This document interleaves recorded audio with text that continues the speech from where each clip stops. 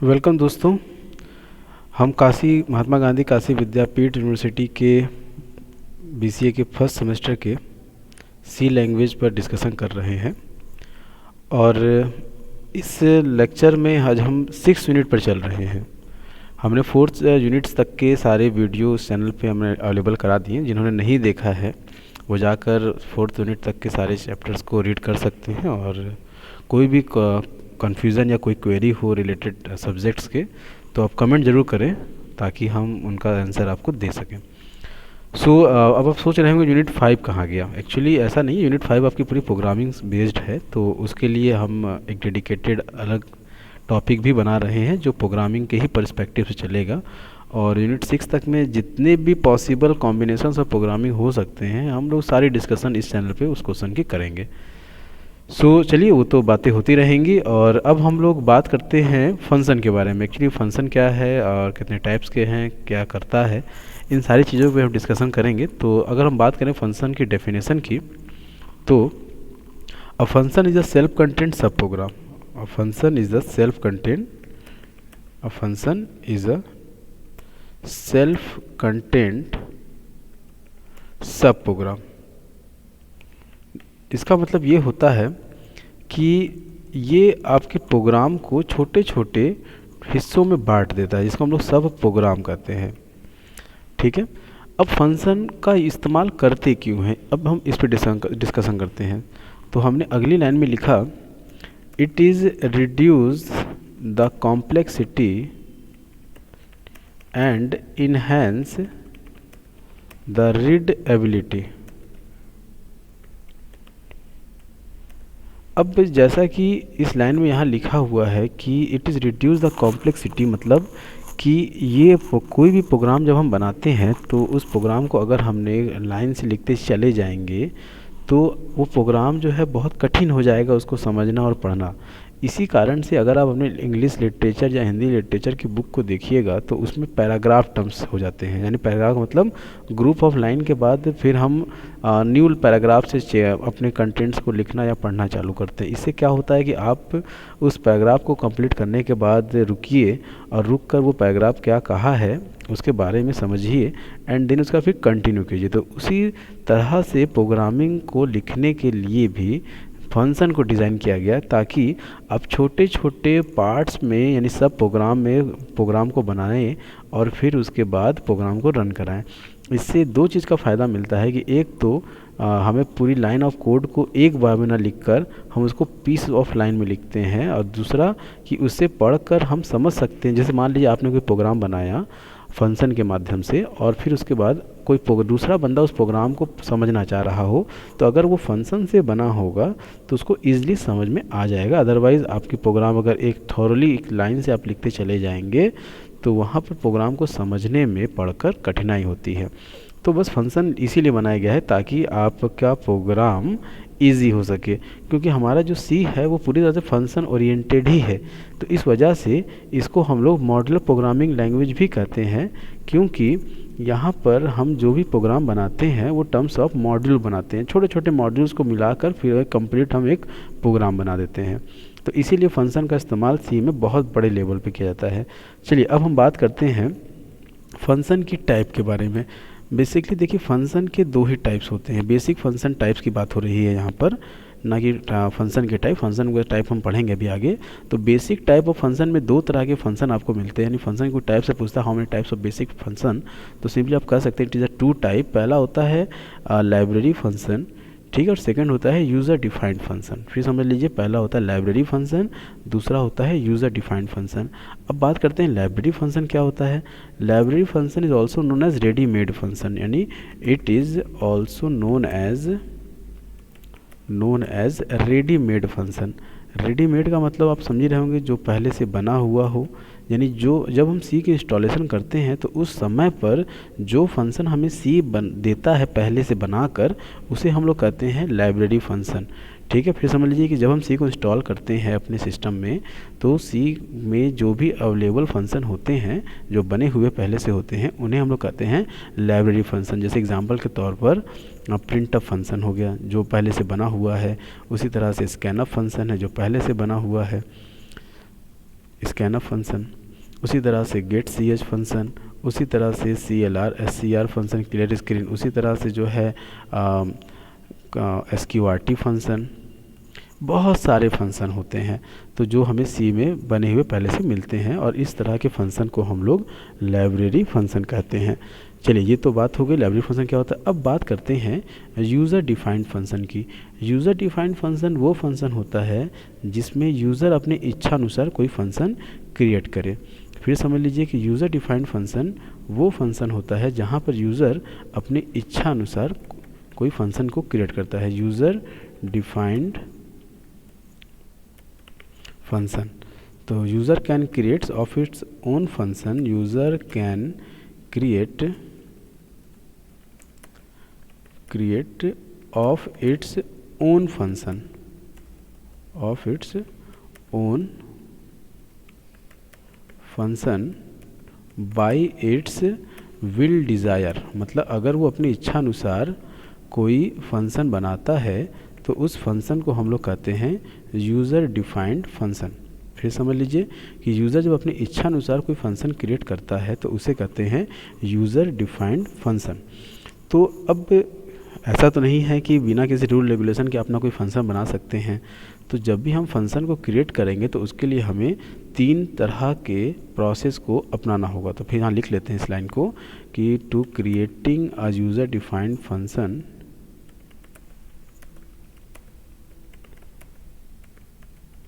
we can perform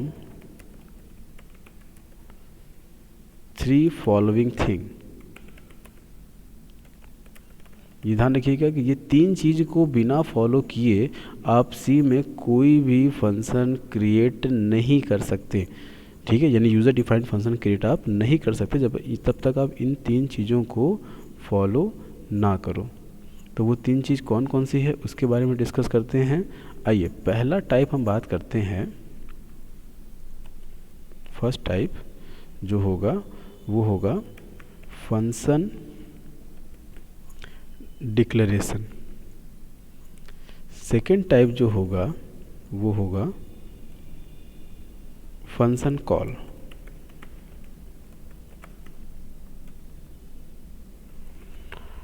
और third type जो होगा उसे कहते हैं फंक्शन डेफिनेशन, डिक्लेरेशन सॉरी। और जो थर्ड टाइप होता है वो होता है फंक्शन डेफिनेशन।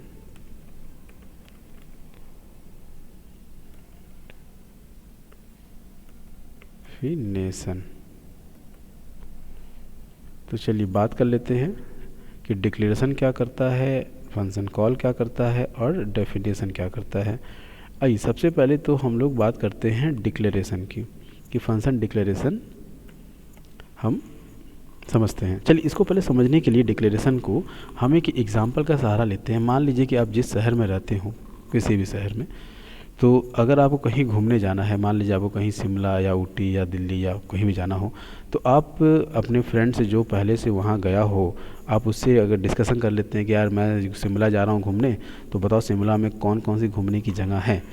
तो उसने आपको बता दिया कि भाई देखो शिमला में ये स्पॉट पे, यानी कि ए स्पॉट पे चले जाना, बी स्पॉट पे चले जाना, सी स्पॉट पे चले जाना। मतलब एक एग्जांपल ले रहे हैं क्योंकि मैं भी कभी गया नहीं तो उसमें मुझे आइडिया नहीं है।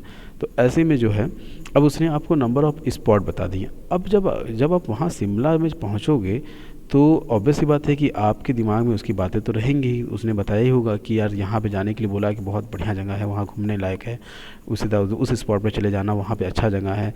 तो कहीं ना कहीं आपको उसकी ये जो गाइडेंस है ये सपोर्ट किया, क्योंकि आपको पहले से उस शहर के बारे में इन्फॉर्मेशन थी, या कोई अच्छे रेस्टोरेंट के बारे में पहले से इन्फॉर्मेशन थी, या सस्ते कहीं होटल के बारे में पहले से इन्फॉर्मेशन थी, ताकि आपको उस पर्टिकुलर जगह पे जाने के बाद किसी तरह की कोई परेशानी नहीं हुई। तो एज सच फंक्शन डिक्लेरेशन भी वही सेम काम करता है कंपाइलर के लिए। यानी हम अपने प्रोग्राम में जो भी फंक्शन का इस्तेमाल करने जा रहे हैं या जो भी फंक्शन हम बनाएंगे, उस फंक्शन की पहले से इन्फॉर्मेशन कंपाइलर को दे दी जाती है by the using of function declaration. यानी ये क्या करता है कि it is providing a prototype for the compiler. It is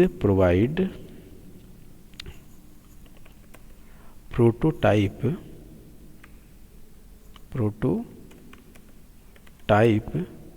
for the function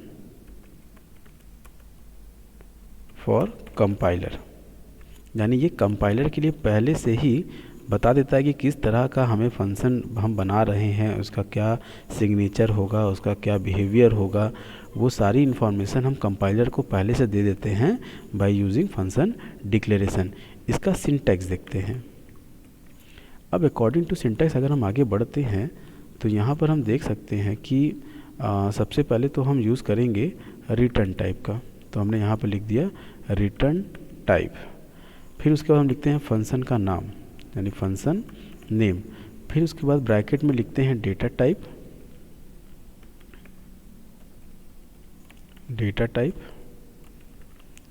and उसके बाद हम लिखते हैं आर्गुमेंट 1, उसी तरह से data type, argument 2 and so on, और लास्ट में लगाते हैं सेमीकोलन। अब सबसे पहले यहाँ समझते हैं कि रिटर्न टाइप होता क्या है।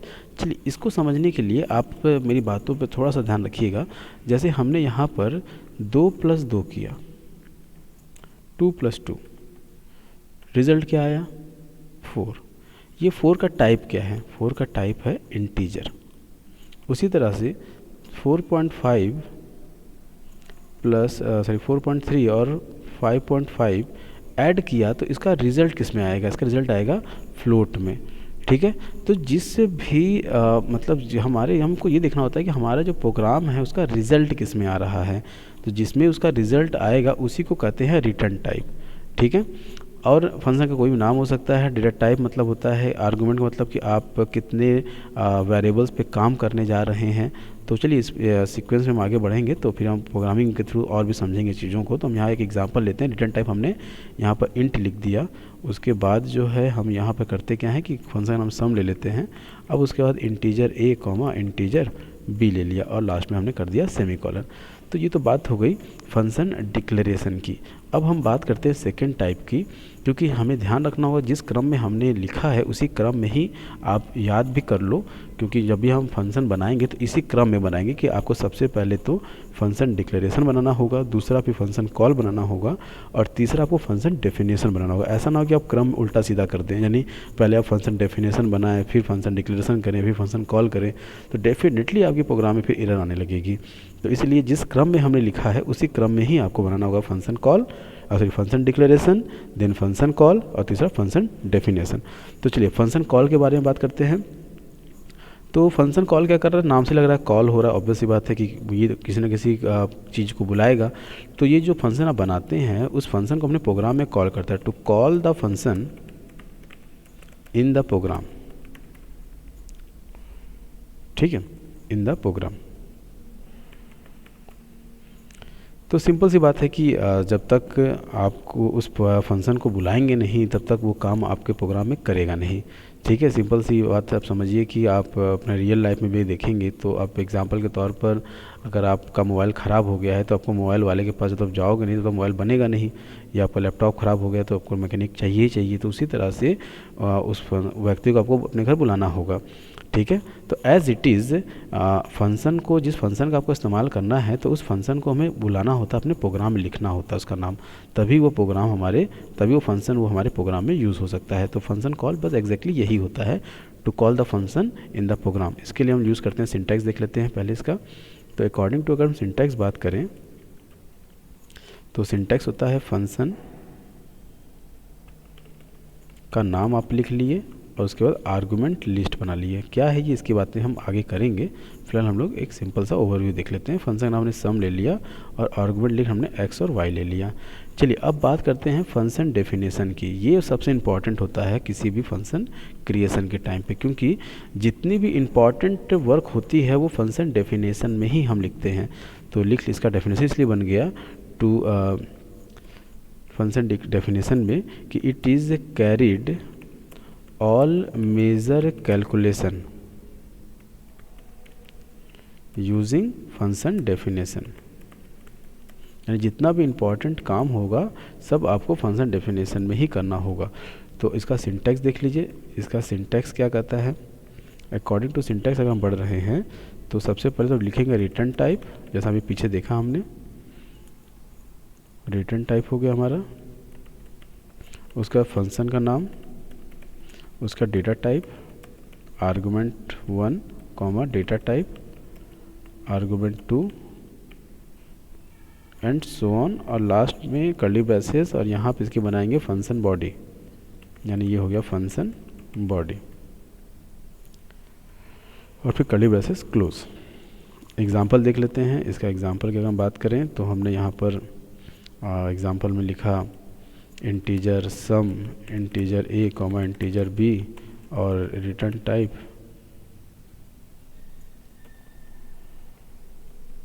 रिटर्न ए प्लस बी। आइए अब हम बात करते हैं प्रोग्रामिंग की, कि हम एक प्रोग्राम बनाते हैं और देखते हैं कि आखिर ये काम कैसे कर रहा है। तो चलिए बात कर लेते हैं। तो यहाँ पर हमने क्या किया कि एक प्रोग्राम बनाते हैं। लिखिए प्रोग्राम सभी लोग, और प्रोग्राम को समझते चलिएगा। लिखिए write a program, input any two number and find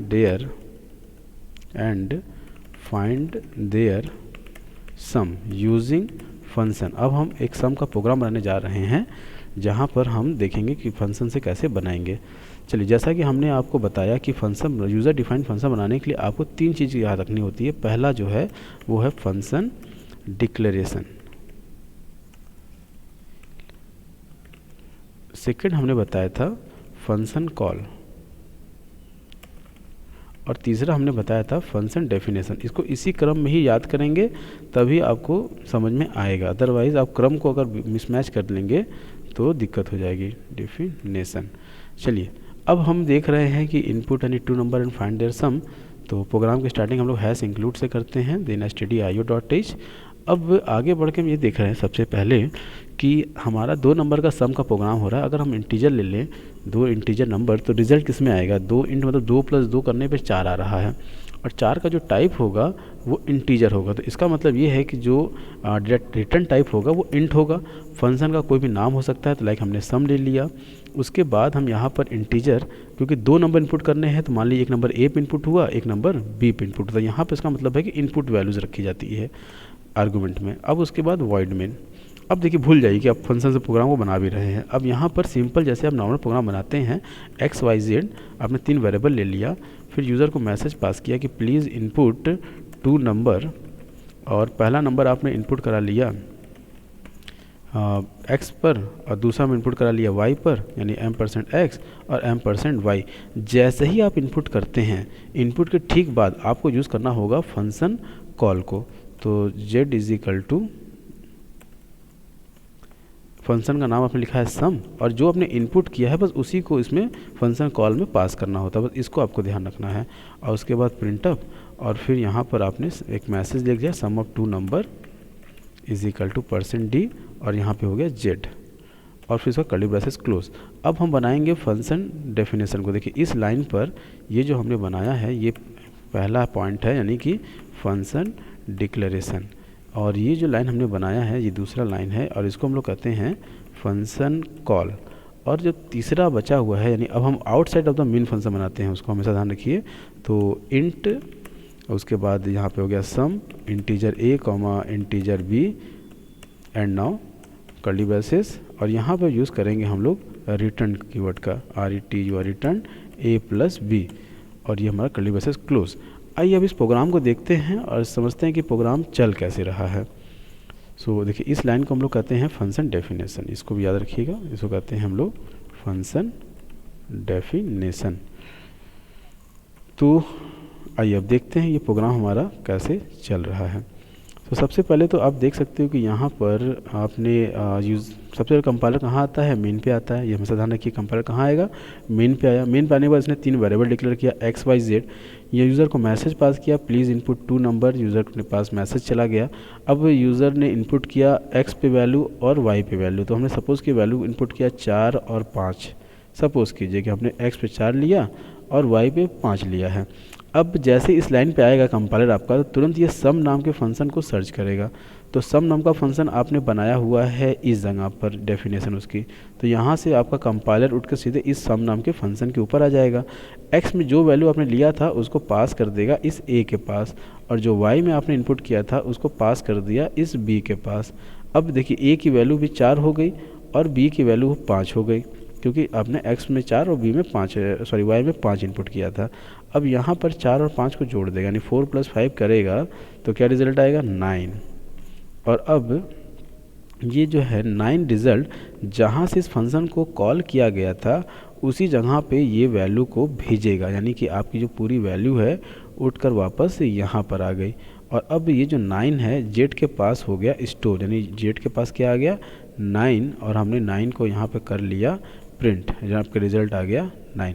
तो आई होप आपको समझ में आया होगा। नहीं आया तो इस वीडियो को फिर से इस जगह पे एक और रिपीट कीजिएगा और देखिएगा। अभी हम और भी फंक्शन पे प्रोग्राम बनाएंगे जिससे कि आपको और भी चीज़ें क्लियर हो सके। चलिए एक और प्रोग्राम इसी सीक्वेंस में आगे देखते हैं हम लोग, और कोशिश करते हैं इसको और भी एक्सप्लेन करने की।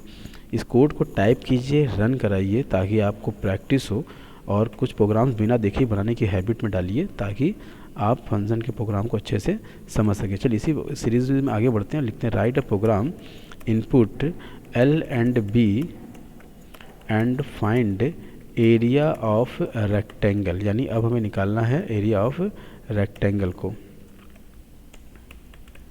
आइए देखते हैं। तो सबसे पहले तो हमने यहाँ पर एरिया ऑफ रेक्टेंगल का रिजल्ट किस में आएगा, ऑब्वियस बात इंटीजर या फ्लोट में आएगा, क्योंकि कोई भी वैल्यू देते हैं तो उसका रिजल्ट इंटीजर या फ्लोट मान लेते हैं, इंटीजर में आ रहा है क्योंकि 2 × 4 ले लिया तो 8 आया, मतलब L 2 ले लिया, B 4 ले लिया तो रिजल्ट है 8, तो क्योंकि फॉर्मूला होता है A = L × B।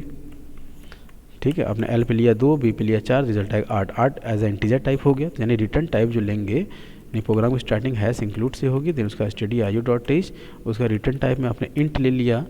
फंक्शन का कोई भी नाम रख सकते हो, तो हमने नाम रख दिया एरिया। कितने इनपुट हो रहे हैं यहाँ पर L और B, देखिए कितने इनपुट है L और B, तो इसके मतलब इंटीजर L और एक इंटीजर B। अगर 3 इनपुट होता तो L मतलब मान लीजिए ABC हो जाता। ठीक है, जितने इनपुट होंगे वहाँ पे हम लिखते हैं।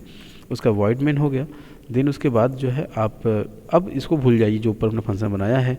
अब जैसे इसको प्रोग्राम बनाते हैं अब उसको वैसे बनाइए, यानी कि इंटीजर ले लिया लेंथ, ब्रेथ एंड एरिया, ये आपने ले लिया। अब यूज़र को मैसेज पास करेंगे please input L and B। अब यहाँ पे क्वेश्चन बच्चों से अमूमन बच्चे पूछते हैं कि क्या ये जो आपने वेरिएबल नाम डिक्लेयर किया है इसको और जो आपने आर्गुमेंट डिक्लेयर किया है ऊपर इसको क्या सेम नाम से नहीं रख सकते? बिल्कुल रख सकते हो डियर, इसमें कोई भी दिक्कत नहीं है। ठीक है, बस दिक्कत इस बात की है कि आप कंफ्यूज मत हो।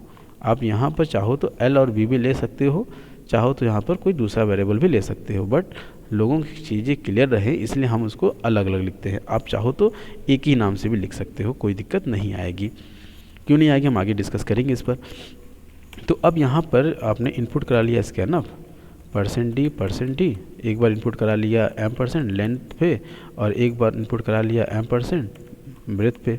अब ये इनपुट हो गया। अब जैसे इनपुट होता है तो क्या करेंगे, अब तुरंत फंक्शन कॉल करेंगे। तो A = फंक्शन का नाम है एरिया, और जो आपने इनपुट कराया है बस उसी को डियर आपको पास करना होता है। तो ये आपने इनपुट करा लिया तो रिज़ल्ट आएगा आपका A पर, तो आपने एरिया को प्रिंट कर दिया, एरिया ऑफ रेक्टेंगल लिखकर %d, एंड ना उसके बाद A हो गया, एंड उसका कर्ली ब्रेसेस क्लोज। अब बात आती है कि हमें बनाना है फंक्शन डेफिनेशन को। तो अब बनाते हैं फंक्शन डेफिनेशन। तो यहाँ पर आपने लिखा integer area, integer L, integer B, और उसके बाद जो है रिटर्न L × B, और यहाँ पे क्लोज हो गया। तो इस आगे कर देखते हैं कि कहाँ कहाँ क्या क्या बना है। तो जैसे इस लाइन को हम कहेंगे फंक्शन डिक्लेरेशन, इस लाइन को हम कहते हैं फंक्शन कॉल, और इस लाइन को हम कहते हैं function definition.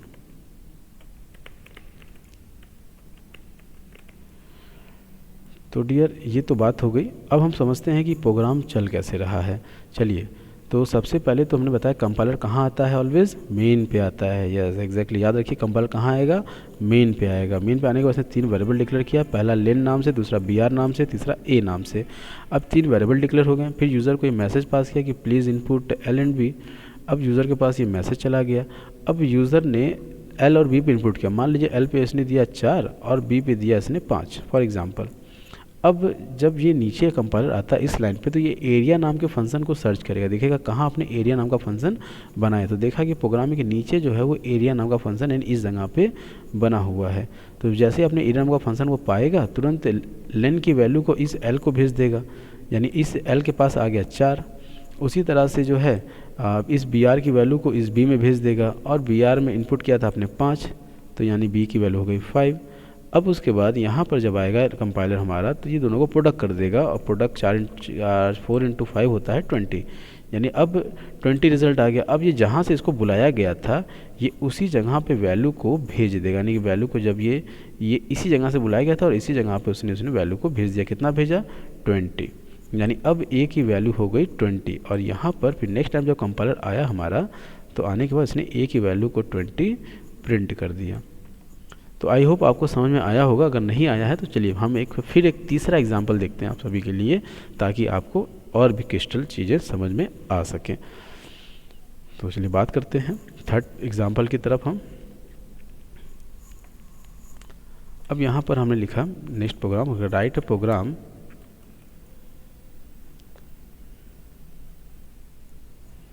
Input L, B and H and find volume of cuboid.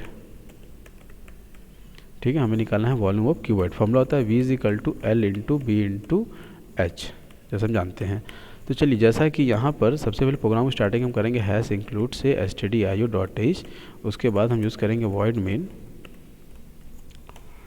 उसके बाद हम वेरिएबल डिक्लेयर करेंगे। तो देखिए यहाँ वेरिएबल है अब यहाँ पर हमने एक मिस्टेक हो गई कि हमें फंक्शन डिक्लेरेशन किया नहीं।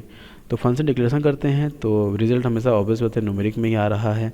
तो इसका मतलब ये है कि यहाँ पर हम डिक्लेयर करेंगे return type as a int. Function का कोई भी नाम हो सकता है, तो हमने लिख लिया वॉल्यूम। अब यहाँ कितने इनपुट हो रहे हैं? 3 इनपुट हो रहा है ना। देखिए, एक L हो रहा है, एक B हो रहा है और तीसरा H हो रहा है। तो यहाँ पर एक इंटीजर L हो गया, एक हो गया इंटीजर B और एक हो गया इंटीजर H। तो ये हो गया LBH। एंड उसके बाद जो है यहाँ पर कॉमा लगा के L, फिर उसके बाद B, H। अब उसके बाद रिज़ल्ट के लिए हमने यहाँ पे ले लिया V फॉर वॉल्यूम। फिर उसके बाद यूज़र को मैसेज पास किया कि please input L, B and H, और ये हमारा क्लोज हो गया। और उसके बाद हमने स्कैन अप करा लिया %D और कॉमा M%L, M%B और M%H। अभी LBH हो गया। अब हम फंक्शन कॉलिंग करेंगे। जैसे मैंने बताया, इनपुट लेने के बाद तुम क्या करते हैं? फंक्शन को कॉल करते हैं। तो फंक्शन का नाम है वॉल्यूम, और आपने जो इनपुट किया है L, B, H। देखिए इस बार हमने क्या किया, पीछे की अब आपके कन्फ्यूज़न को क्लियर करने के लिए हमने सेम वेरिएबल ही ले लिया, ताकि आप एकदम क्लियर हो जाओ कि सेम वेरिएबल पे भी प्रोग्राम रन करते हैं। अब उसके बाद जो है V पे रिजल्ट आ गया, और V को अब हम करा लेंगे प्रिंट, यानी वॉल्यूम = %D और यहाँ पे हो गया V और फिर कर्ली ब्रेसेस क्लोज। अब हम बनाएंगे फंक्शन डेफिनेशन को। चलिए फंक्शन डेफिनेशन बनाते हैं। तो फंक्शन डेफिनेशन में एक इंट हो गया, देन उसका वॉल्यूम जो फंक्शन का नाम है, उसका integer L, integer B, integer H, और उसके बाद फिर यूज़ करेंगे रिटर्न टाइप और L × B × H और ये कर्ली ब्रेसेस क्लोज। तो जैसा कि हमने बताया कि इस लाइन को क्या कहा जाएगा, रिपीट कीजिए, फंक्शन डिक्लेरेशन। देखिए इस लाइन को कहा जाता है फंक्शन डिक्लेरेशन। इस लाइन को क्या कहा जाता है? इनपुट की ठीक बात जो होती है वो होती है फंक्शन कॉल, और जो लास्ट में डिक्लेयर होता है मेन के बाहर उसे कहा जाता है फंक्शन डेफिनेशन। ठीक है, जितनी भी कैलकुलेशन होती है फंक्शन डेफिनेशन में ही होती है। तो चलिए आइए हम बात करते हैं कि ये प्रोग्राम जो है वो कैसे चलेगा।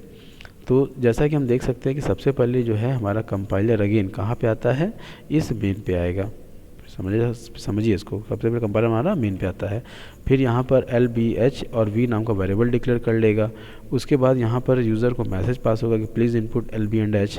अब यूज़र ने इनपुट किया, मान लीजिए यूज़र इनपुट किया L पर 2, B पर 3 और H पे 4। ठीक है, चलिए 2, 3, 4 L और B और H की वैल्यू हो गई।